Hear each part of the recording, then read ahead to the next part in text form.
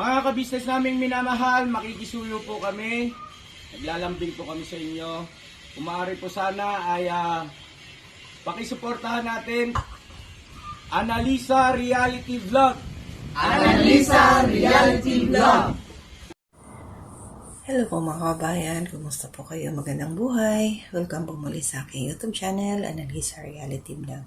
Panibagong reaction, sariling opinion po aking gagawin ngayon sa part 3 po ng teleserye na ginagawa nila Pinuno Ka Business. Pero bago ang lahat, thank you Lord. Dahil ito na naman ako ngayon, makakagawa ng konting reaction. At salamat din po sa ating Pinuno Ka Business. Supportahan po natin Ka Business Official, Ka Business Family, and Papa Dins TV. At gayon na rin po ang aking mga kasamahang reactors.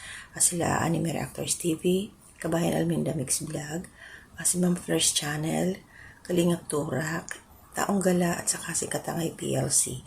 And gayon na rin po sila Ka-Mix Vlog.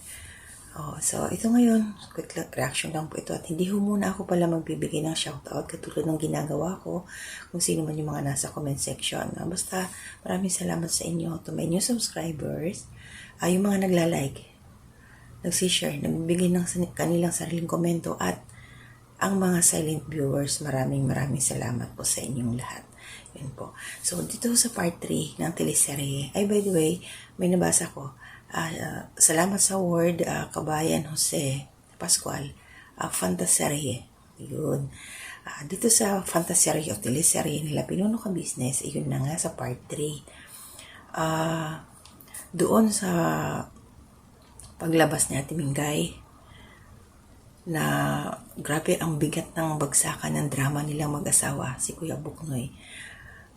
Dito sa ginawa nila, aray, ang sakit ng sampal. Natawa ko dun sa comment section. First time siguro nangyari yun na nasampal ni Ate Mingay si Kuya Buknoy. Kasi naman huwag gagawa ng bad. Hindi naman kasi tama yung naisip ni Kuya Buknoy. Sa bagay, lang naman to, para po dun sa mga bago sa aking YouTube channel.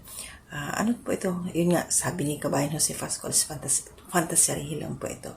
Pag-good vibes po nila Pinuno Ka Business. So, doon sa acting-actingan nila, para sa akin yung boses pala nila, naririnig naman kaya lang siguro sa ibang mga ka-business natin, parang sa kanila yung boses daw nila, Ate Mingay, parang wala. Pero sa akin, okay lang naman. Depende siguro yun sa paglagay ng sound, sabay ganun Sa akin kasi hindi pwedeng, okay lang naman, malinaw naman sa akin, nadinig ko siya. At ang bigat ni Ate Mingay, syempre, hindi natin maiwasan mag-alala tayo sa kanyang kalagayan. Kasi nga, di ba, bagong panganak lang, umiyak siya Ang bigat ng drama niya. Tapos, syempre yung inaalala ko talaga siya kasi yung ganun na tumataas na yung boses niya. Ay, yung pressure ba? Alam naman natin na mayroon siyang operasyon.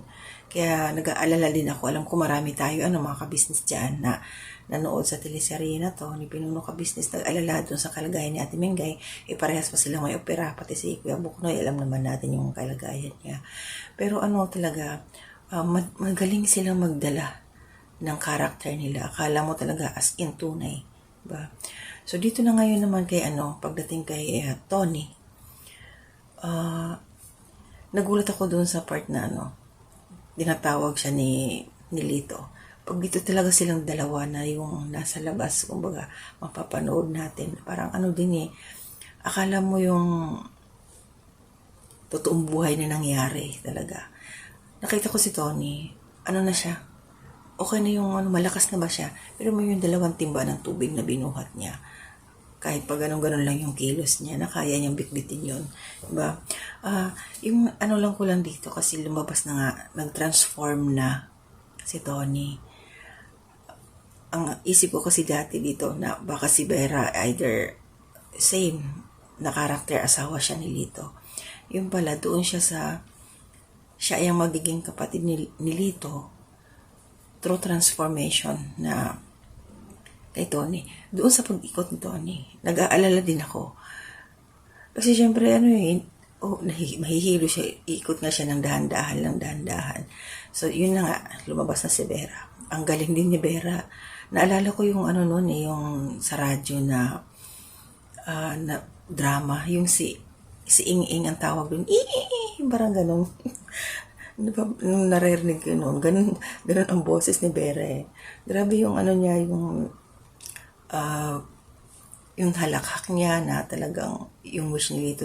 Yun, may narinig ako doon, sabi ni Vera. Dapat, ang winish mo, sinabihan niya si Lito, ang winish mo na maging normal yung katawan niya kasi nga, isang beses lang daw yung bisa ng medalyon. Hindi ko alam kung nagjo-joke, kung baga doon sa drama na yun, joke lang. What if kung isang beses nga lang ang wish na yun, paano si Lito, ibig sabihin, nakalimutan ko tuloy pangalan.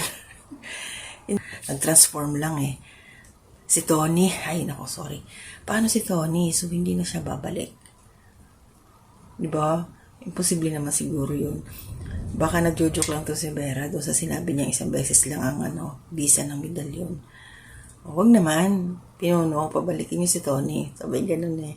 Kasi syempre sila yung inaabangan talaga dito si Tony at saka si Lito. Silang dalawa ang bigat kasi ng drama nila eh. At naawa ako doon sa ikaw naman Vera, dahan-dahan, halos binalibag mo naman si Lito. Sakit kaya nun, binuhat mo siya tapos hinagis mo. Pinatunayan mo talagang malakas ka eh. Grabe yung bagsak na yun ni Lito Parang na lang siya ba? Natawa na rin si Lito doon eh. Kaya lang nung nag-transform ka Vera, ang galing ng facial expression ni Lito dito na yung pagtataka niya na kung anong nangyari, bakit nagkaganon. Magaling talaga siya mag-emote. Ayun, magaling mag-emote si Lito. Kita mo talaga yung niya. Parang professional artist na talaga. So yun Lito, kumusta ka nung pagkabalibag sa'yo ni Vera? Grabe yung pagkahagis sa'yo. Akala mo, dinampot ka lang na kung anong bagay. Tapos, initsa ka na sa tabi. Mas patunayan lang na malakas nga siya. So, yun mga kabisnes.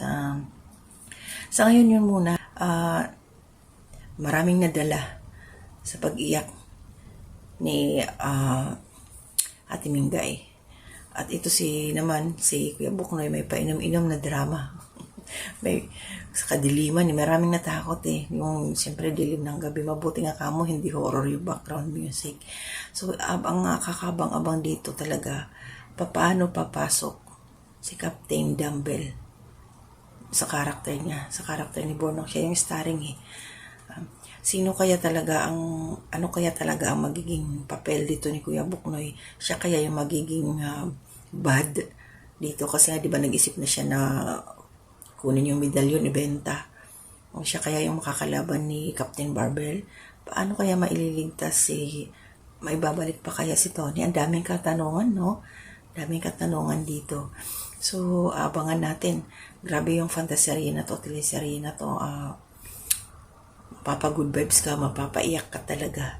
So, yung imagination ko, gumagana din. Kumbaga, naglalakbay din siya. Kaya nga sabi ko kanina, ang daming katanungan. Ano yung susunod? What next? Ang galing talaga ni Pinuno ka business na gumawa. Ito yung creation niya eh. Captain Dumbbell. Kaya supportahan po natin to mga kabayan, ka-business, ka-puppet, kalingap. Kasi syempre, ang success ng teleserye na to, success din ng mga nandyan sa cast, yung mga nag-a-acting. Diba? Paano sila magkakaroon ng success? Syempre, napapanood natin, supportahan natin, huwag tayo mag-skip ng ads. Kasi alam naman na natin na kung ano yung magiging benefits pag nandyan tayo nakasuporta sa kanila. Diba? So, pagkatapos ng aking reaction na to, lilipat ako kay Kayla. Okay. So, hindi muna ako talaga mag-shoutout mga babayan. No? Katulad ng ginagawa ko, naiinisa-isa ko kayo.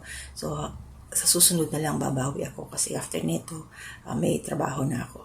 So, naggawa lang muna ako ng aking reaction. So, kung ano man ang inyong mga ginagawa ngayon, mga kababayan, mag-iingat kayo, mga ka-business, ka-puppet, kalingap. Lagi kong mag-pray para safe ang lahat. Laban lang sa buhay kahit nahihirapan. Lahat ng pagsubok ay malalagpasan po natin. So, hanggang dito muna ang aking reaction sa part 3 ng teleserye o fantasy ng ka-business official. Hanggang sa muli, maraming salamat po.